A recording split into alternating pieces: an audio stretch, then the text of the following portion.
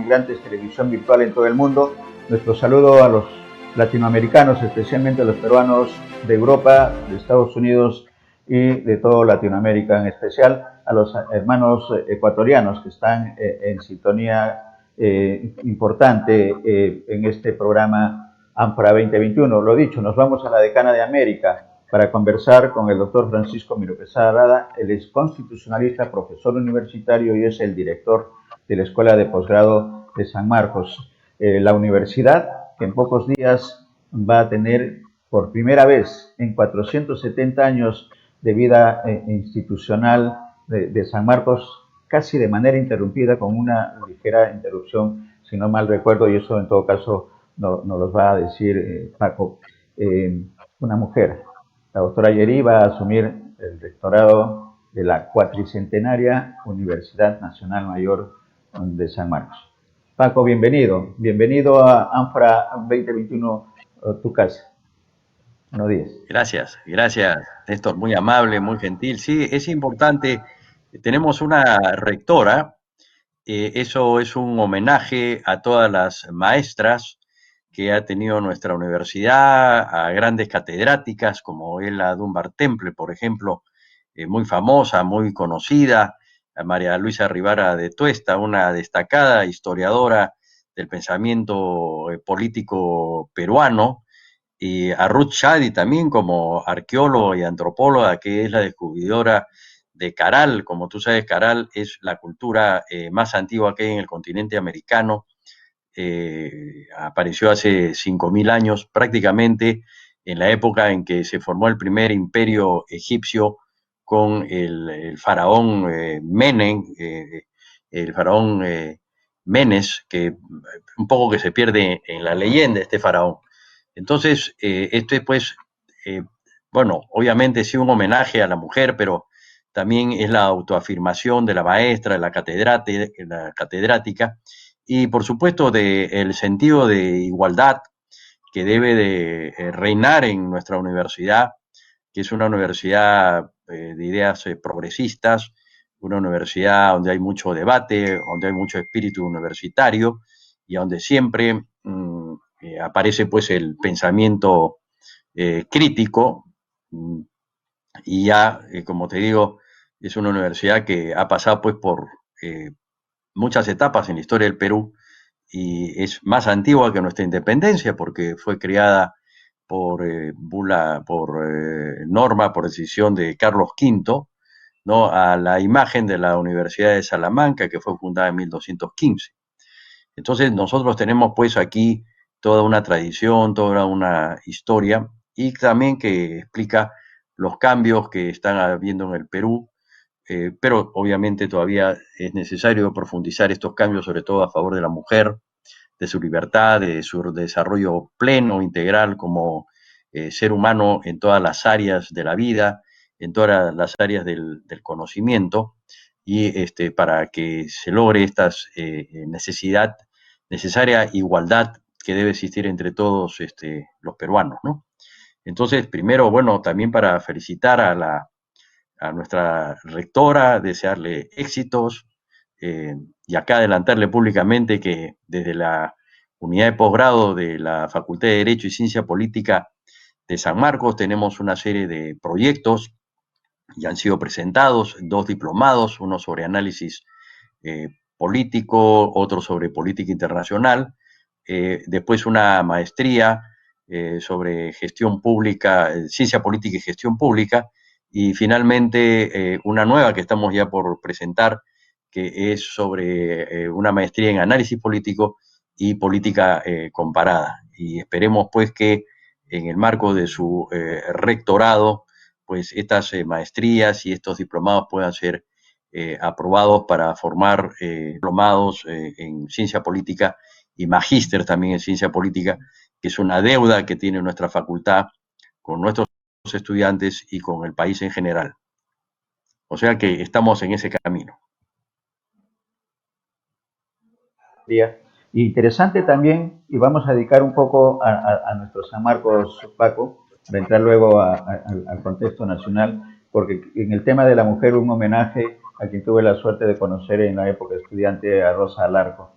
Rosita Larco, también inmensa mujer, el homenaje de la época de Ruchadi, de la época de Ruchadi, de todas ellas, de manera que siempre va a haber mujeres importantes en la vida, y hay una tradición y un compromiso de la Decana de América para con el país.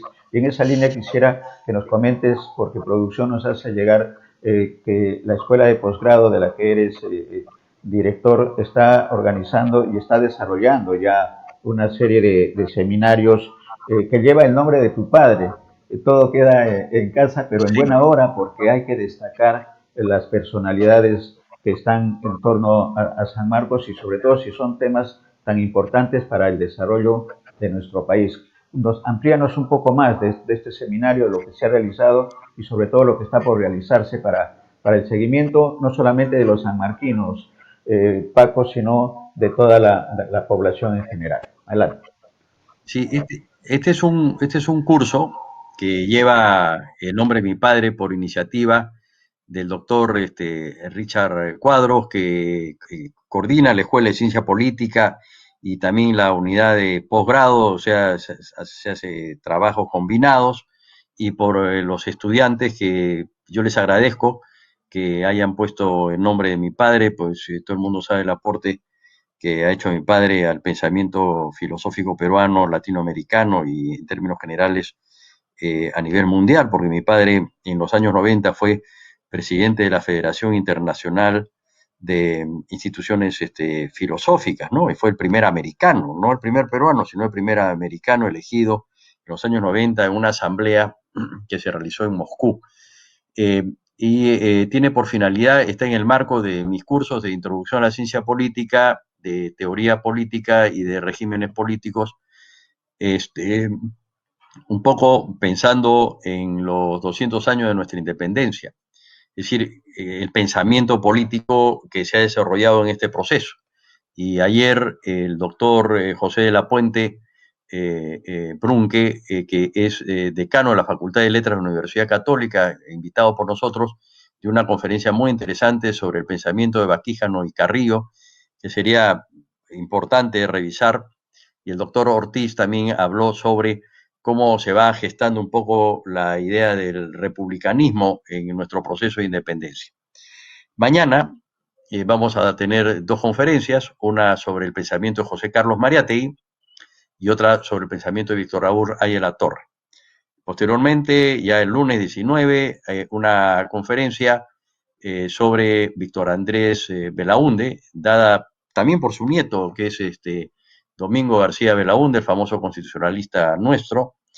Y desde España, el doctor Javier Junceda va a hablar sobre la influencia de la Constitución de Cádiz en la independencia del Perú y de los países de América Latina. Y finalmente, el 21, se va a dar una conferencia sobre el pensamiento de Augusto Salazar Bondi y el doctor Quirós, y yo hablar sobre el pensamiento político de mi padre y su aporte a la filosofía política en general. Solamente quiero precisar en caso de él que él creó la primera cátedra de filosofía política en el Departamento de Filosofía de la Facultad de Letras de nuestra universidad, que fue una cátedra muy interesante de análisis del pensamiento filosófico político a nivel mundial y sobre todo de grandes pensadores. En el marco de este espíritu de profundizar en el conocimiento, divulgar el conocimiento que siempre hay en San Marcos, por supuesto, y en nuestros estudiantes que contribuyen al desarrollo de estos eventos. Yo creo que sin el apoyo de nuestros estudiantes, muchos de estos eventos realmente fracasarían por temas de recursos, pero son los estudiantes los que ponen el hombro y están sacando los casos adelante, al cual también hay que reconocerles este trabajo y felicitarlos.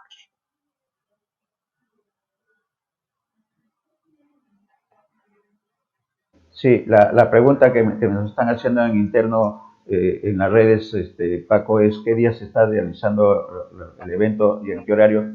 Y la información que podemos dar creo que es a través de la página de San Marcos, o hay alguna otra manera de comunicar esta información que están solicitando, Paco. Sí, sí, sí. Yo, por supuesto, te la voy a, te la voy a derivar, para que tú, la puedas, difundir, ¿no? Lo más pronto posible. Y precisamente hoy día, sobre No el sin tema, duda salió un artículo conocer. mío sobre el humanismo. Pero yo de todas maneras te voy a mandar el flyer, Claro, las perfecto. horas para que puedan participar todos los que quieran participar. De acuerdo, en el transcurso de la edición, que tendremos hasta la una, Paco, los haces llegar y nosotros continuamos entonces con el Ya, comentario perfecto. tuyo y entremos al tema Entonces, nacional. ¿Cuál es la lectura que tiene el constitucionalista y docente universitario del momento bueno, a ver, político? Ya estamos a portas. hay una cosa, Sí, más que el tema constitucional, es el tema político, ya, ¿no? correcto. Tú sabes que yo soy, además de constitucionalista, soy politólogo. Ujú. Entonces, hemos Vamos, entrado en un momento en donde el Jurado Nacional de Elecciones está por decidir definitivamente las observaciones que ha hecho el partido Fuerza Popular respecto a algunas actas, ¿no?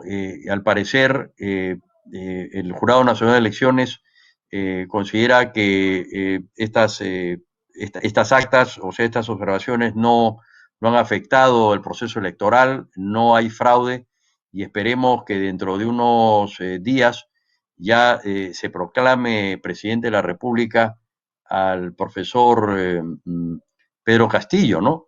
Porque es necesario constituir gobierno con un gabinete que esperemos que sea un gabinete de izquierda democrática, progresista, que no esté gabinete de personas con tendencias autoritarias. Y obviamente hay pues toda una expectativa, hay también dudas, hay temores que todavía no han sido aclarados y que espero yo que con el tiempo esto se vaya aclarando. Hay alguna serie de algunos planteamientos de orden ético por un lado, por otro lado también de orden constitucional, si es viable o no es viable convocar a una asamblea constituyente, o es viable o no es viable preguntarle al pueblo si quiere o no una reforma constitucional. O sea, son temas que van a estar ahí en el debate, pero que yo pienso que al margen de ese debate, este gobierno, y en fondo cualquier gobierno, hablando de manera objetiva, tiene por lo menos cinco, digamos, demandas que vienen de la sociedad civil y que cinco problemas que tiene que resolver. Primero, el tema de la pandemia. Yo creo que debe de continuar, incluso acelerar el proceso de vacunación que se ha dado y que entiendo que este gobierno lo ha llevado muy bien, porque ya se están vacunando, por así llamarlo, cuarentones, y eso significa un progreso, un adelanto. Dentro de poco las personas de 30 años y así, incluso hasta los niños que tienen algunos problemas, también pueden ser vacunados. En consecuencia, yo creo que hay que ir en esa dirección que es fundamental, ¿no? El otro es la reactivación económica y ahí se tiene que tomar una serie de medidas de carácter privado como público, ¿no? Que eso es importante, se requiere consenso para eso. Después, el otro tema es el de la educación, la profundización para mejorar la educación primaria y secundaria, y por supuesto la universitaria, porque la educación tiene que ser de calidad. Acá hay que hacer una fuerte inversión y por supuesto la inversión que debe hacerse en salud, ¿no? Que la pandemia ha demostrado lo mal que estábamos en este caso de inversión. Y hay una serie de otras demandas de, digamos, de infraestructura, demandas de integración de una serie de peruanos que todavía están excluidos y que no han podido ser integrados al sistema de muchas comunidades campesinas, fundamentalmente la sierra, comunidades también que se encuentran en la selva. Entonces, darles espacio, darles participación. Eh, yo creo que la mejor forma es profundizar la democracia para que los derechos democráticos realmente se vivan y que realmente en nuestro país y que estén al alcance de todos, ¿no? Entonces hay una tarea histórica muy importante. Solamente decir que esta es la primera vez en la historia del Perú que un gobierno socialista llega que vamos a tener, perdón, un gobierno socialista. Hemos tenido gobiernos municipales socialistas, hemos tenido un régimen militar nacionalista populista, que es el de Velasco, con tendencia socializante, pero ahora vamos a tener un gobierno de orientación y de perfil ideológico, político, socialista, y esperemos que se oriente hacia un socialismo democrático, respetando las libertades plenas, libertades absolutas, y, por supuesto, abriendo espacios para que haya mayor igualdad entre todos los peruanos, que esa es una tarea todavía incumplida a lo largo de toda nuestra historia republicana, ¿no? Correcto, Paco. Un socialismo, pero con algunas características especiales. Y la pregunta al politólogo, ¿se puede llamar en todo caso un gobierno nacionalista? ¿Por qué razón digo el socialismo con unas características especiales? Porque el presidente no es ateo. El socialismo, de alguna manera, tiene como una de las premisas el ser agnóstico. Y no, Castillo es un profesor rural, pero además de un grupo religioso, evangélico. Entonces, ¿cómo conjugar en estos escenarios pragmáticos de estos tiempos esta situación? Y el tema del nacionalismo, se puede llamar en todo caso nacionalismo también a lo que se puede estar iniciando. ¿Cuál es la diferencia para conocimiento de todos nuestros televidentes, Paco? Es que, ya, en primer lugar, no todo socialismo es ateo. Hay socialismos socialistas que son ateos, otros que no. Hay un socialismo cristiano, incluso hay un movimiento teológico cristiano feminista que trata de superar, digamos, las tradiciones patriarcales que afectan a las mujeres católicas, a las mujeres cristianas. Entonces, uno no va con lo otro. En cuanto al nacionalismo, la palabra es muy general, porque ¿qué se entiende por nacionalismo? Puede haber un nacionalismo expansivo que es de tipo chauvinista, puede haber un nacionalismo asuntivo que nosotros asumimos el valor de lo nacional, la importancia del Perú, un nacionalismo que nos permita realizarnos a través de nuestras tradiciones, nuestras costumbres, ¿no? Entonces, digamos, y puede haber una tendencia, digamos, hacia nacionalizar algunas empresas. Eso ya yo no lo sé, eso depende de la política que se vaya a seguir. Es muy probable que se renegocien algunos contratos con algunas empresas transnacionales por el tema de las sobreganancias, para que haya mayores ingresos al Estado peruano y que esos recursos puedan ser invertidos en el progreso del país, ¿no? Pero, digamos, un nacionalismo declarativo, así como el que había en la época de Velasco, no me parece que se dé ya en estos momentos. Ahora, la palabra socialista, en el sentido de un socialismo democrático, el ideal sería la construcción de un estado de bienestar en que combina el desarrollo económico con la igualdad social, donde hay una fuerte inversión en lo social, que eso lo que permitió el progreso de Europa occidental, pero también con mayor igualdad. Lo que se tiene que lograr es superar las desigualdades que se han dado, como la aplicación de este modelo, digamos, económico, neoliberal. No que todo lo de este modelo sea negativo, sino que se han producido exclusiones y marginaciones, más allá de que en el Perú estas marginaciones y estas exclusiones vienen de lejos, como el racismo, como la xenofobia, ¿no? Que, en fin, se ha venido presentando, como el singenismo, ¿no? Y, en fin, otras fobias y prejuicios. tenemos que superar los prejuicios, tener una idea liberal, ¿no? Por ejemplo, también la homofobia, y darle a la mujer los espacios que se merecen como ser humano, no ser excluida, no ser marginada por su sexo, y respetar también todas las ideas religiosas, todas las ideas políticas, es decir, construir una sociedad auténticamente libre, donde predomine el espíritu crítico, ¿no? El cuestionamiento, de poner, digamos, en debate lo que puede entenderse como una verdad oficial o la opinión de una autoridad.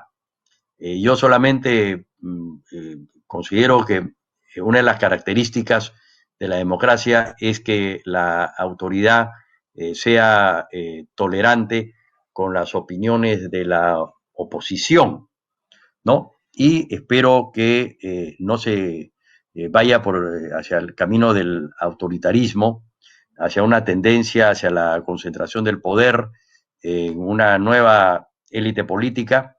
Creo que hay una transformación en el sentido que una nueva clase política ha asumido el poder, y no solamente lo digo con un criterio económico, o sea, clase política porque estoy económicamente ubicado en tal o tal lugar, sino con un criterio ideológico, o sea, una visión distinta, ¿no?